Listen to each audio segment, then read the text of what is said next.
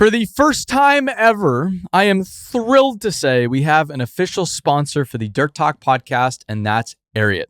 I've worn Ariat boots on every job site I've visited over the years, traveling in them across 5 continents.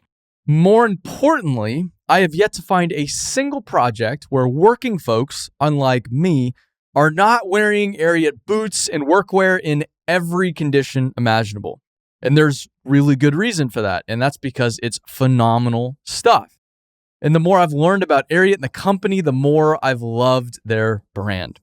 So with this, Ariat is offering any Dirt Talk listener 10% off their next Ariat order at ariat.com/dirttalk. That's 10% off boots, jeans, and workwear at ariat.com/dirttalk or at the link in this episode's description. With that, let's get to the show. Hello, everyone. Welcome back. Monday Dirt Talk. This is part 2 from the book on Goodfellow brothers, 100 Years, a Century of Grit, Grace, and Goodwill, written by Alice Skipton. If you haven't already listened to part 1, I would suggest you start there because this is the second part of the story. The first part, I think, went back to almost World War I, and now we are in the late 50s, 1950s. 2 days before Christmas of 1959, Goodfellow brothers called a special meeting of the board, now including second-generation sons Jim Jr. and Bob. Jim Sr. wanted to discuss the idea of creating a profit-sharing program for employees. While retirement plans had been around and growing in popularity for decades, in the construction industry, they were not common. The idea was in keeping with his ongoing concern and compassion for others. If he saw someone falling in hard times, he was ready with a kind word or a helping hand. He saw profit sharing as a way to give back to employees and help secure their futures. Of the original 3 founders, only Jim Sr. remained in the company. He'd taken over as president when Jack retired a decade earlier at age 69. Bert had cashed out more recently due to poor health. At that time, Jim Jr. stepped into the role of vice president. Soon after, his younger brother Bob returned home from California to join the family business. At the meeting, the 3 reviewed options for how best to set up the profit-sharing program and ultimately decided on the following. Each year, the company would contribute the maximum allowable amount of 15% of an employee's total compensation into a retirement plan. Over the years, the invested money would grow and compound. Then, by the time a loyal and long-standing employee reached retirement age, he or she could stop working and live in comfort and ease. When they took the vote on the proposal, Jim Sr. felt happy to have both his sons at the table in Wenatchee. It was unanimous. All were in favor of the new benefit. They looked forward to sharing the good news as they headed into a new decade. At the time of the vote, Bob had been back in town for 2 years. At age 14, just before entering high school and when his older brother was finishing his Navy service, their mother, Ruth, set Bob on a different path. She'd long thought his talents well suited for higher education and wanted to give him every opportunity. So she and Jim Sr. decided to send him to Phillips Exeter Academy in New Hampshire, an exclusive boarding school for high school students founded in the late 1700s. There he completed his high school career a world away from his family and the education he would have at Wenatchee High School. There he completed his high school career a world away from his family and the education he would have had at Wenatchee High School. After finishing, he returned to the West Coast and attended Stanford. As a student in the nascent field of computer science, Bob likely experienced the leadership of Frederick Terman, the dean of the School of Engineering and the founder of Stanford Industrial Park. Stanford Industrial Park seeded the cutting-edge innovation which would become Silicon Valley. As his mother had hoped, Bob's education expanded his mind. But there was a cost. After his parents sent him away to school, Bob was upset about having to leave the family and friends. It took many years for Bob to recognize the benefit of his education. Once Bob graduated from college, he lived for several years in San Francisco, a formative time for him. He counted among his friends the famous 1960s counterculture figure Timothy Leary, participated in the early civil rights movement, and socialized in the same circles as the writers of the Beat Generation. Then, when he was nearly 30 and a fully established free-thinking nonconformist, his father and brother asked him to return to the small town of his childhood and the family business. They were having some financial trouble on a couple of jobs and wanted his help and oversight in the field. Bob agreed to come. But after so much time away, the decision couldn't have been easy. And at the time, it didn't occur to Jim Sr. and Jim Jr. that such a request might be the equivalent of trying to fit a square peg into a round hole. At first, things were relatively smooth.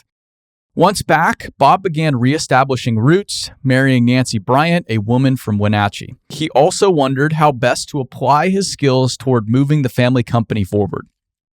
At a time when most contractors weren't even aware of computers, let alone how they might help their businesses, he began to formulate an idea. What if he built a computer for Goodfellow brothers and created a program for job cost reporting which could be used for more accurate estimating? It was a bold attempt to hitch his former life to his new one. His idea was nearly unprecedented.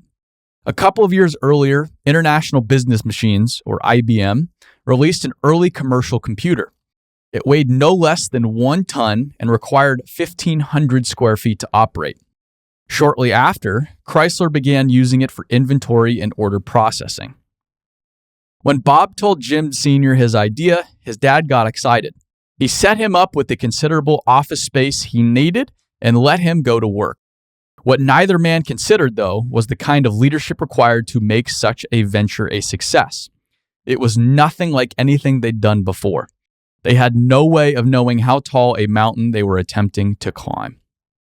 To start, Bob had to take inventory, assigning a number to everything, from people to equipment to pipes to typewriters to adding machines, some 30,000 tags in total. To get all of this information, he needed solid collaborative relationships with Tom Riley, Jim Sr.'s right-hand man of many years, and the superintendents who reported to him. They met frequently, and initially Tom and his team supported the effort. They could see the potential of the idea to improve the company. Still, the effort was slow and tedious. It took many months and included typing individual data cards for every application. Once that was complete, Bob fed them into the computer with various instructions, reflecting on the various tasks he wanted the machine to perform. Then he waited for hours while the processors worked. Finally, the results flowed out on reams of paper. Bob combed through the numbers, hoping for gold. But even when the data going in appeared to be correct, the results coming out didn't add up. With increasing concern, he modified the process again and again. In 1961, Bob and Nancy's first child, Peter, was born. A year later, they had Nana. During that time, Bob continued to labor on the stuttering project, no closer to success than when he started. Tom Riley and his team were also struggling. They were spending a tremendous amount of time and effort trying to get the paperwork right. They were losing faith. They had the growing conviction that the computer project was a distraction rather than a benefit to the real work happening in the field. In 1970, Steve graduated from high school. At the same time, Jim Sr., now in his late 70s, began to take stock of everything accomplished by Goodfellow brothers over the past 50 years. On his way to inspect a road project in northeastern British Columbia, he looked out the airplane window. He saw Agassiz, Hope, and Yale sliding by, where his mother's family had settled 100 years earlier. On jobs from Ellensburg to Yakima, they had dozers for ripping and pushing instead of a plow team. They had loaders hauling trucks instead of horse-pulled Fresnos used back in the 1920s. In addition to feeling proud, Jim Sr. also silently worried. After several years of continual trials, the computer project still was not producing hoped-for results. Instead of the usual emphasis on supporting people in the field, they had increasingly asked Tom Riley and his team to support the office. Everyone was frustrated. People were only willing to help the effort for so long. The window of opportunity was closing as the project increasingly interfered with the forward momentum of the business. So Jim Sr. and Jim Jr. decided it was best to put effort and investment elsewhere. He knew the news would come as a big blow to his youngest son. When they told Bob, he was angry. Without his project, he no longer saw a future for himself in the company. The following year, he sold his shares and left, also cutting off ties with the family. He eventually settled on Queen Anne Hill in Seattle, not far from where his father had grown up. He went on to sell some of his ideas to the computer industry and enjoyed intellectual discussions of the day. He also pursued his love of investing, racing sports cars, and sailing. Sadly, his differences from the family would remain unreconciled. During those years, Steve witnessed the challenging side of family-owned companies. It pained him to see how his grandparents struggled over Bob's absence. As he got older and began to take on more responsibilities in the company, and as his brother Daniel came up behind him, Steve knew one thing for sure. He'd feel devastated if the company ever came between him and his family, and vowed to learn from these experiences. He especially wanted to lead in ways that openly addressed conflict and honored relationships. For instance, Steve realized they needed a thoughtful process for family members who wanted to join or leave the company. So they created a policy to ensure that relatives came on board for the right reasons and with the right skills.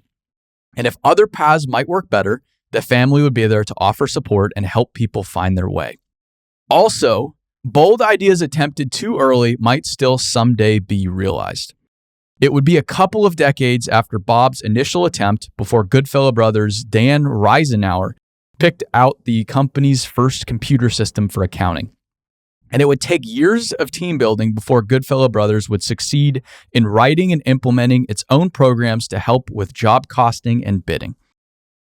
In addition to learning from the heartache, Steve also internalized the company's legacy of generosity. From the moment it was first implemented, Goodfellow brothers would continue to refine and fund its profit-sharing program. During lean years, when they couldn't put as much in, they would make up for it with the following year by doubling up. Some 60 years later, Steve, his brother Dan, and his son Chad would continue to contribute 15% to employees year after year. It was a benefit so unheard of that people often overlooked it when joining the company, only to realize the magnitude years later. Unlike a matching benefit, the program didn't require employee contributions. In return for hard work and loyalty to the company, people could count on a generous retirement benefit. It was just as Jim Sr. and his sons had intended with their unanimous vote so many years earlier. In his apartment building at the University of Washington, Steve Goodfellow could hardly believe his good luck. It was 1972, and his dad, Jim Jr., had just asked him to fly with him to Hawaii to bid a job for Goodfellow brothers. Goodfellow brothers meant everything to Steve. "We do not just build projects," he could hear his grandfather saying. "We build irrigation canals so water can be brought to arid lands and farmers can grow crops. We build roads so farmers can bring their crops to market. We build dams so families can have electricity. We help build communities, and we are helping build our country." It wasn't just talk. Even at a young age, he felt a deeper sense of pride for what had been accomplished. He knew the people who'd built the roads and infrastructure which crisscrossed the mountains and valleys near his home in Wenatchee. Even back then, he was excited to do his part. Now a junior in college, he lived just 4 miles from where his grandfather had grown up as the 9th of 11 children and one of the early Seattle settlers on Queen Anne Hill.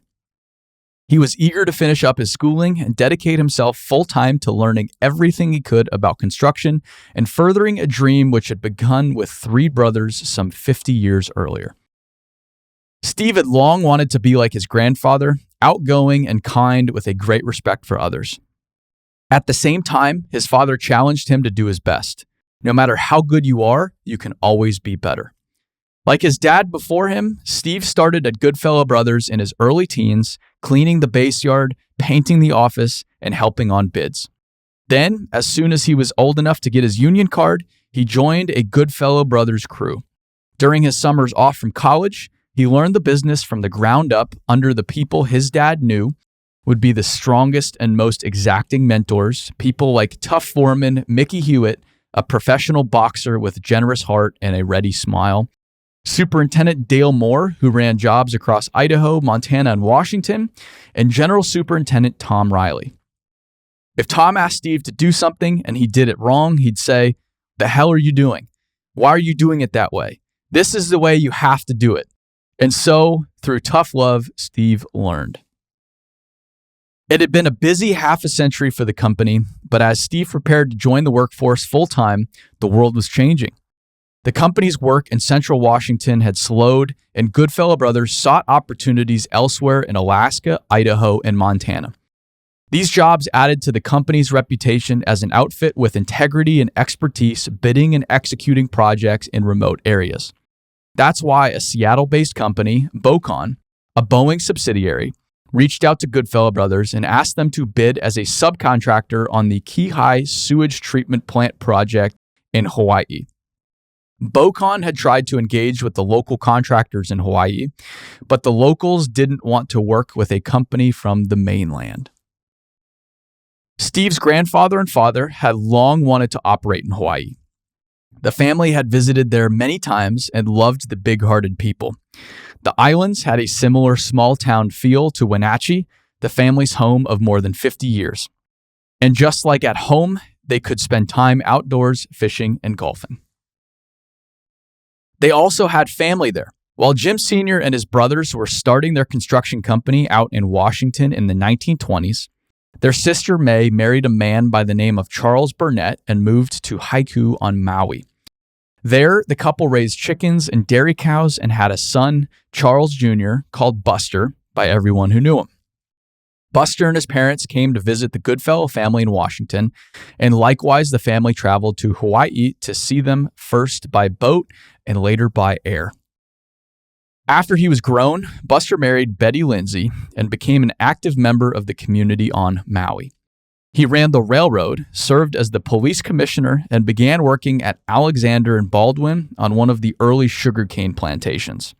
In the 1950s, when the plantation needed a piece of heavy equipment, he reached out to the family business in Wenatchee. Jim Sr. helped Buster buy the first rock crusher to come to Maui.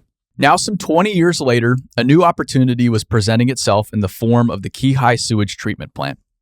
With that job, Steve's future was coming to meet him. He didn't know it yet, but he would play a key role in helping to realize his grandfather and father's dream of doing work in Hawaii. He couldn't wait to pack his bags. The flight over was uneventful. When they arrived, the engineer representing the county, Buck Rogers, met up with Steve and Jim Jr. and drove them to Kihei. As they bounced along the rough terrain, he pointed out the project and the mile of road and excavation work that would be needed. At the end of the dusty road was the newly built Wailea Golf Course and Wailea Steakhouse and Bar. It was 5 o'clock and they were just in time for cocktail hour. Once they were seated and served, Buck went over the names of the fuel and pipe suppliers and all the various people Goodfellow brothers would need to talk to in order to bid the project. Enjoying the beauty of the afternoon, the ocean, and the sunset, Steve listened. His dad and Buck seemed like kindred souls. He felt grateful for the man's help. With the local contractors working on Maui trying to keep newcomers out, he knew if Goodfellow brothers succeeded in getting the work, they would need friends like him. They also still had family on Maui. Unfortunately, Buster was no longer living. But while they were there, Steve and his dad had dinner with Betty. She hoped they would get the project so they could spend more time together. She promised to introduce them to the community. Using the information Buck gave them, they put together the bid, got the job, and Steve went back to school. The business was in his heart and calling. He hoped he would soon be returning to Maui to do his part. Before heading to Hawaii to manage the Kihei project in 1972, Dale Moore received one piece of advice from Jim Jr. Make lots of friends and don't make any enemies. Steve knew Dale well. He dug ditches for Dale when he was just 16 years old. Like Steve and Jim Jr., Dale had grown up in a small town in central Washington. He'd worked in his uncle's logging business and later went into construction. He was rock solid, humble, and got things done. The Goodfellow brothers team knew they couldn't rely on the local community until they had earned their trust, But if anyone can turn the tide on friendship, it was Dale. To start, they barged in everything they might need to complete the job so they could be entirely self-sufficient, including all of the equipment, parts, and fuel.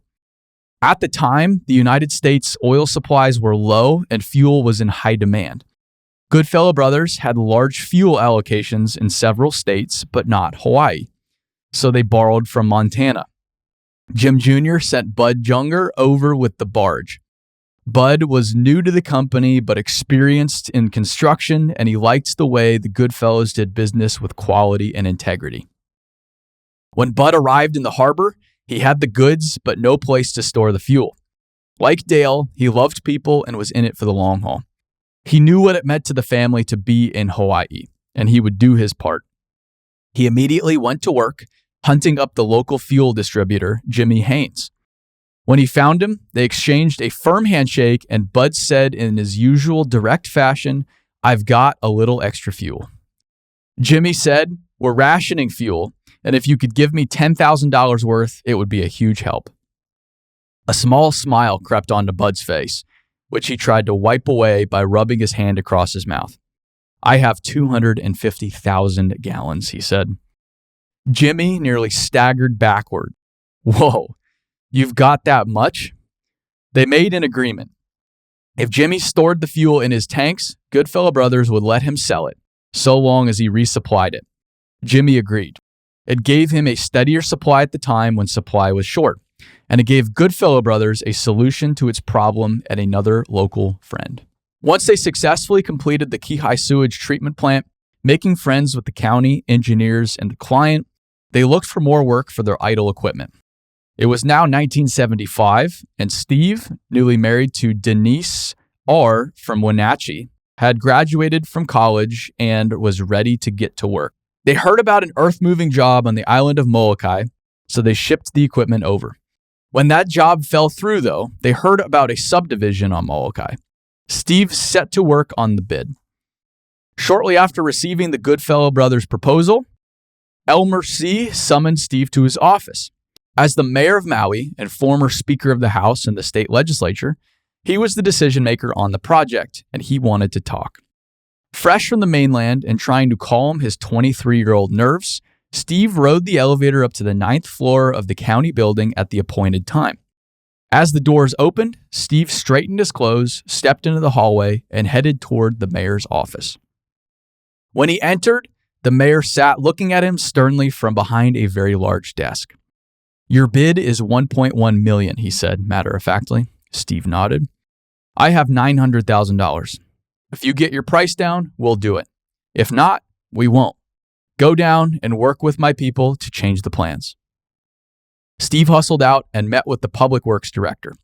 They changed grades, contour lines, sidewalk details, and pipe locations until Steve felt comfortable that they could do it. Then he connected with the mayor's assistant. "I'm ready to meet with the mayor at his convenience," Steve said. After a few minutes, she came back and asked, "Is the price $900,000? Steve told her it was. "Then we'll send you the contract." They'd gotten the job. Serving as the project engineer for the construction of roadways, utilities, and grading for 100 house lots meant Steve and Denise would be moving to Hawaii for at least a year. A few weeks later, Steve sat at a table at the Midnight Inn on Molokai, ready to order lunch. It was his first day on the job. Looking out the window, he could see his small, slightly dilapidated office across the street. He felt proud to be working full-time in the profession he'd been aiming for since he was 12 years old. He loved his granddad. He loved the industry. He loved the challenge of estimating and building and getting along with clients. Now was his chance to work long hours, to learn as much as he could, as fast as he could, to give back and help the company succeed in a new place. The server hadn't yet acknowledged him. As Steve waited, several people came through the door. She welcomed them warmly.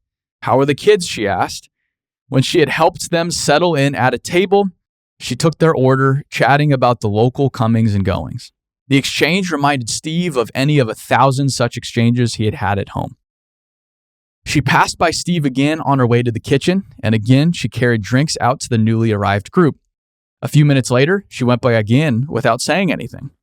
Finally, she turned to Steve. "You want something?" "How about a ham sandwich?" Steve replied. Growing up in Wenatchee, Steve's dad and grandfather continually told him, "Remember who you are and what you stand for." Over time, Steve had internalized this guidance and defined it to mean humbly earn your way. Show respect and kindness. Don't give up. And over time, it will amount to something. He didn't feel resentful to the woman for ignoring him. He knew he was an outsider, and he and the company his grandfather founded had to earn a place in the community. Back at their condo, Denise faced her own challenges. A singer and a musician, her life goal was to be on stage, but she now lived 13 miles out of town in a development with only 2 occupied units. One she shared with Steve. The other was Dale's. When Steve and Dale went to work in the one company pickup truck, they took her transportation and, with it, her social life. But like so many other Goodfellow brothers' spouses, she made the most of it, soon making friends. Her new friends gave her more mangoes than she knew what to do with, so she turned the fruit into bread that she and Steve ate for breakfast and lunch and dinner. At the Midnight Inn, Steve's food eventually came out and he set to work on his solitary meal. As he enjoyed a dining experience that didn't include mango bread, he hoped that Denise was having a good day. After he swallowed the last bite, he paid his bill and left a nice tip. It was a place to start, however small.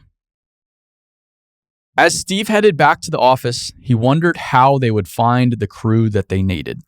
It was important to them that they hired locally. Thankfully, Beverly P. soon paid Steve and Dale a visit. Born and raised in Hawaii, she was the manager of the state unemployment office based in Molokai. At the time, unemployment on Molokai was at 25%, and she wanted to know if they were hiring. Soon, they were putting local people to work as laborers and operators. When Beverly saw that they had high standards and they cared about their employees, she began teaching them about Hawaiian culture and helped them find more good people. The traditional Hawaiian ground blessing at the beginning of the project gave Steve a lot to think about. He appreciated how everyone came together in an intentionally respectful way. Client, crew, and neighbors, led by a spiritual leader who honored the sacred land, blessed the project and the people involved, recognizing both the disruption and potential of the project to enhance people's lives. It was a participatory ceremony where he joined others in turning the soil with a traditional stick. They touched foreheads and shared ha, which for the Hawaiians represented the breath of life.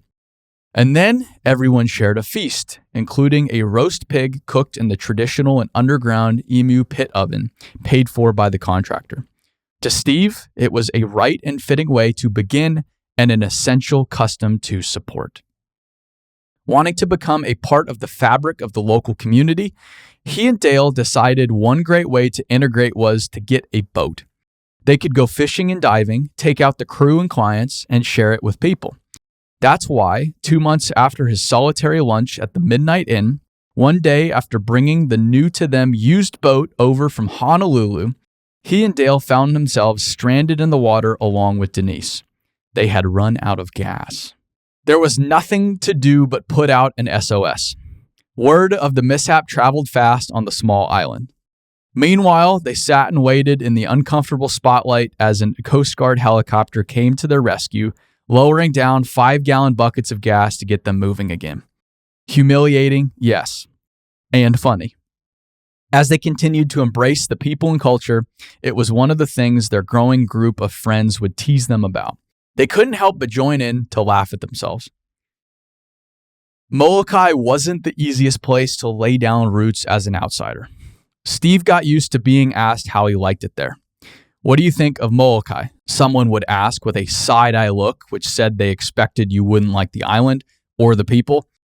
But right from the start, he didn't just like the island and the people, he loved them, especially the people. From the moment he arrived, he didn't take offense if he wasn't welcomed with open arms. He understood visitors and Molokai didn't always get along, and he tended to think that might have more to do with the visitor than the locals. Working with the people of Molokai, gaining their friendship, witnessing their hardcore work ethic and strong family values, seeing their large hearts in action, changed and inspired Steve. It laid the foundation for success in Hawaii. It was on this island that a mutual respect was born because of a willingness to be all in, to celebrate, honor, and respect the people, their culture, and the way of doing things. When the team had successfully completed that first job on Molokai, they celebrated with their first topping off party. Named for the act of putting the roof on a building, the party offered an opportunity to invite everyone associated with the project to mark its completion. This was an important milestone, and it felt good to take time to appreciate and show respect for all the people involved for their hard work and a job well done before diving into the next opportunity. Steve and Goodfellow brothers had come a long way since that solitary day at the Midnight Inn, when the simple act of getting a sandwich had been a challenge. Along with his new friends and coworkers on Molokai, Steve embraced puhanas, enjoying friends and beer and a barbecue, usually in someone's garage. The topping off tradition was an extended version of this custom, another reason to have a party, something Steve and the people of Molokai liked to do as often as possible. Next, they got a resort development job and built over 6 miles of access roads, reservoirs, a golf course, utilities, and grading. Then came the Molokai agricultural subdivision, including roadways, utilities, and grading of 50 acres. From there, they did a reservoir and a water line, and then the Sheraton Hotel site work. Opportunities came in many forms. Hiroshi Yumamori, known as Fats to his friends, owned Friendly Isle Construction, and true to the name, instead of seeing Goodfellow brothers as a competitor, he introduced them to people and sent work their way. They borrowed and loaned equipment to each other. When Goodfellow brothers had jobs that were a better fit for his business, they sent them to Fats. During that time, Beverly was surprised how visible Steve and Dale were in the community, even going to local events like the 4-H auctions to buy a steer for the weekly Friday evening barbecue for the crew, and at how well Dale seemed to get on with the locals. Steve was the same. He'd meet someone on one day and be fishing with them the next. Dale understood when people were on a fixed income and needed a hand free of charge. It wasn't long before people started trying to fix Beverly up with Dale. He soon asked her out, and they started dating. Beverly has now been Dale's wife for more than 40 years and has helped out all this time with Goodfellow Brothers' annual Wenatchee Apple Box delivery to new friends and business associates. In those early days, she listened to Dale lecture Steve about not turning the air conditioning on even when it was really hot. "Just leave the doors open," he told Steve, waving the electric bill at him. At first, she and others thought Dale was just a money misser. But over time, she realized the behavior came from a desire to help people. If the company saved money, they could give more back to the employees and the community. In 1976, after establishing the company's reputation and making countless friends on Molokai, work there slowed, and Goodfellow Brothers was hired to rebuild a national park road on Maui. That's when they moved the Hawaii headquarters to Maui and convinced Mickey Hewitt to come over from the mainland to help the rapidly expanding operations.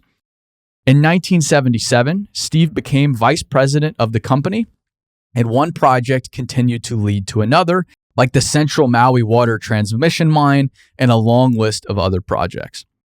In addition to the all-consuming work of growing the company and its reputation, more transitions were on the way.